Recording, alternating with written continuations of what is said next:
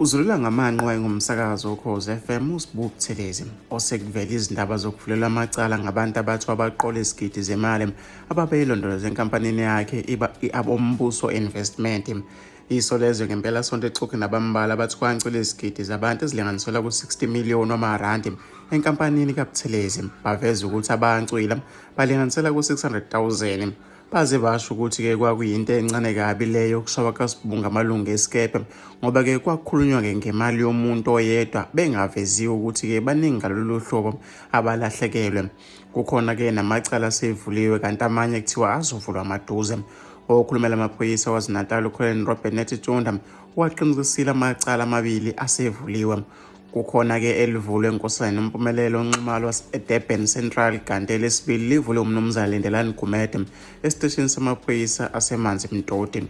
uMetitunda uthe omabili lamacala asaphenywa kodwa-ke akekho oseboshiwe ngawo. Noma-ke ekukhaleni kwabantu kuvela izindaba ezishaqisayo ngabantu abalahlekelwa imali beyilondoloza enkampanini kaSibuthelezi. Umnumzane Mbongeni Ndlovu ngomunye wabakhala ngokuthi waqolwa nguSibuthelezi uthe-ke kuyimanje kunemindeni esihlakazekile ngenxa kaSibu. Njengoba-ke siseqoqweni lika-WhatsApp angaseyona-ke ingxenye yalo uSibu kuvela izindaba ezithusayo ngabantu abadlelele imali. Unogogo nje oneminyaka engu-87 ohlala ekhaya ezimathonsi ngemali ayifake kuSibu yancwila. Omunye utheke kuyimanje usexabene nomyeni wakhe ekhaya sebelala-ke ngokuhlukana ngoba-ke wayemkhuza ukuthi angayifaki imali kule nkampani kaSibu kodwa waqhubeka ngenkani ngethemba-ke lokuthi uzothola inzuzo. Kuyimanje-ke sekuhluleke ngisho abefundisi bezama ukuthi kube-ke nokuthula kulo mndeni kodwa-ke indoda imingele ukuthi yayimkhuzile unkosikazi wayo ngokufaka imali kuSibu waqhubeka-ke ngani ngeke-ke imxolele. Omunye utheke kuSibu wafika-ke ehlele emakhandleleni esonele umyeni wakhe wathi akafake yonke imali yempesheni yomyeni wakhe yancwila-ke yonke, kusho-ke uNdlovu.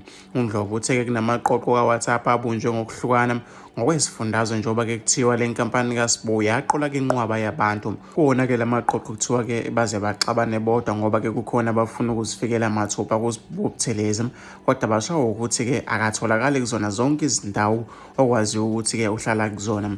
Umnumzane Lindelani Gumede utheke naye ubesejwayele ukuthola izingcingo ezivela-ke kuSibu emsabese ngokuthi uyamazi lapho ahlala khona, akeke kufaka abantu umoya wokufuna-ke imali yabo. Kuyimanje kuthiwa-ke kunephoyisa elizibophezela ukuthi lizobalekelela bonke-ke abafuna ukuvulela uSibu amacala okuqolwa. Abakhala ngokuthi-ke bayakuqolwa kulindeleke ukuba bahlangane ngobuningi kwesinye seziteshi zamaphoyisa eThekwini ukuzovula amacala maduze ukuze amaphoyisa aqale ukumthungatha uButhelezi. NgoJanuwari 26 uSibu ukhiphe-ke incwadi eyithumelela abantu abakhala ngokuthi-ke wabaqole bathembisa ukuthi bazoqala ukukhokhelwa ngenyanga edlule kuze kube manje-ke bathe akukho noyedwa osekhokheliwe.